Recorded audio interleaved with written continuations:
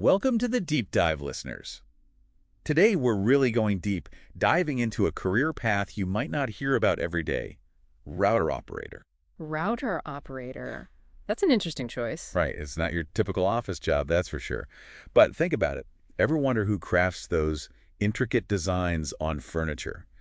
You know, those fancy cutouts and curves you always see? Oh, yeah, I see what you mean. Or how about those precisely shaped parts in airplanes?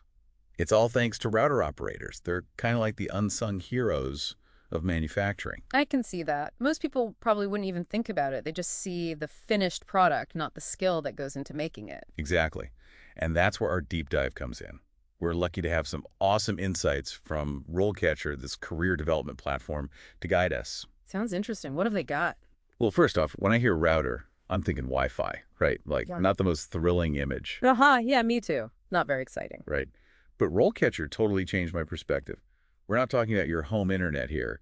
We're talking about shaping all sorts of materials: wood, composites, aluminum, even foams. Wow, that's a lot more than I expected. Composites, those are like materials made by combining different things, right? You got it. It's like mixing and matching ingredients to get extra strength or flexibility. So are we talking like high-end furniture here Uh, or more industrial stuff? both, actually. It's amazing how diverse the applications are. Think about the craftsmanship on a sleek, modern chair, or the insane precision required for aerospace components. Now that you mention it, yeah, those airplane parts have to be perfect. Exactly. It's not just about pushing buttons on a machine. These router operators have to be able to read and understand those complex blueprints. Blueprints, those are like detailed maps for each cut. Exactly. They guide every single cut they make. Mm. And they need to have this deep understanding of the materials they're working with, because different router bits, those cutting tools, interact differently with each material. Oh, that makes sense. You can't use the same bit on a piece of foam as you would on a chunk of aluminum. Exactly. So you can see it's this unique blend of technical knowledge and hands-on skill. It sounds like they need to be super precise. Absolutely. But also adaptable, because what happens if something goes wrong mid-cut? You can't exactly hit undo. Right, that's when things get tricky. That's where the real expertise comes in, according to RoleCatcher. Troubleshooting is like a key part of the job. A good router operator can figure out what's wrong, adjust the settings on the fly, and still make sure the final product is perfect, meeting all the specifications. Wow, so they're like the detectives of the manufacturing world. That's a great way to put it. Always on the lookout for clues to optimize the process. And speaking of optimizing, RoleCatcher gave us a glimpse into the career ladder for router operators, and it's not just a one-size-fits-all kind of job. Oh, really? Tell me more. Yeah, there's definitely a path you can climb. It's not like you're stuck in one spot. So what does that path look like? Where do you even start? Well, you usually start as a junior operator, getting the hang of things. You'd probably be working on a single spindle machine first. Single spindle. Yeah, that means it's got one cutting head. For us newbies, got to start But somewhere, right? one step at a time. So then what? You move up to, like, double spindle? Exactly. You got it. More spindles, more responsibility. According to RoleCatcher, a senior operator might even train new recruits, troubleshoot problems, or even help bring in new technologies on the floor. They become like the go-to experts, making sure everything runs smoothly. So you're not just running the machines, you're managing people and technology too. Exactly. It's a lot more than just pushing buttons. And get this some even reach, like master router operator. Router operator. Okay, that sounds serious. Right. It's like the highest level you can reach. So what does it take to get to that master level? Well, you need a deep knowledge of all the materials. Like, you really need to know your stuff.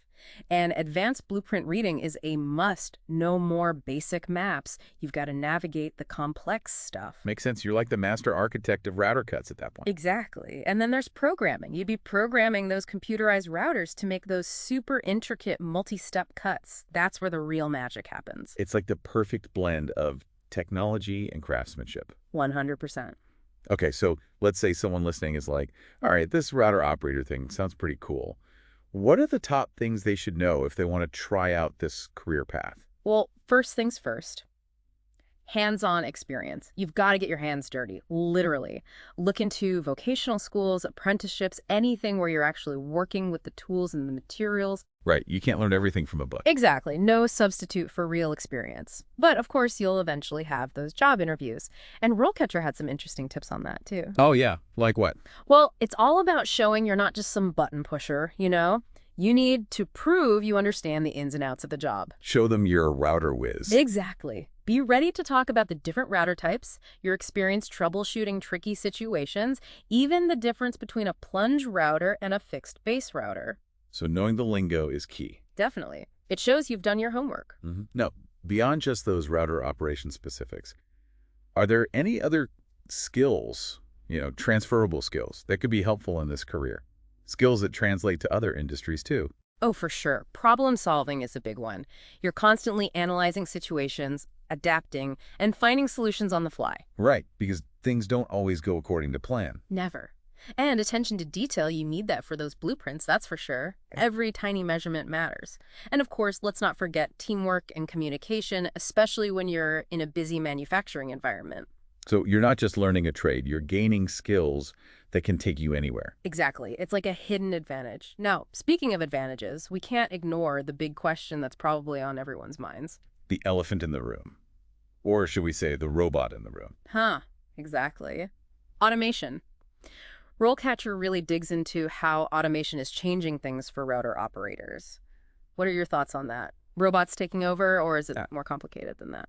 It's a big question for sure. I mean, you hear about automation everywhere you turn these days. It's true, and it's definitely shaking things up in a lot of industries, including manufacturing. So how is it changing things for router operators specifically? What does RoleCatcher say?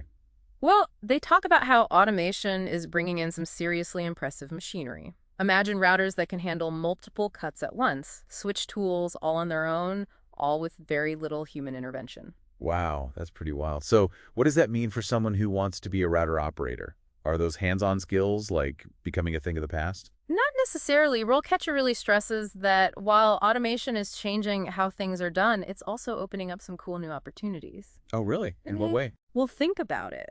Someone's got to program those automated systems, right? And troubleshoot any issues that come up, not to mention oversee the whole process to make sure everything's running smoothly. So it's more like working with the robots, not being replaced by them. Exactly. And that's where those human skills are still crucial. You need someone who understands the ins and outs of the machines, the materials, the whole process. Makes sense. So it sounds like the best router operators in the future will be those who can adapt and learn those new technologies. Absolutely. RoleCatcher actually highlighted the importance of continuous learning in this field. They said the most successful operators are the ones who are always up for a challenge, ready to pick up new software, embrace those new technologies. It's like they're taking craftsmanship to a whole new level. I like that. So it's not just about muscle memory, it's about brain power too. Totally.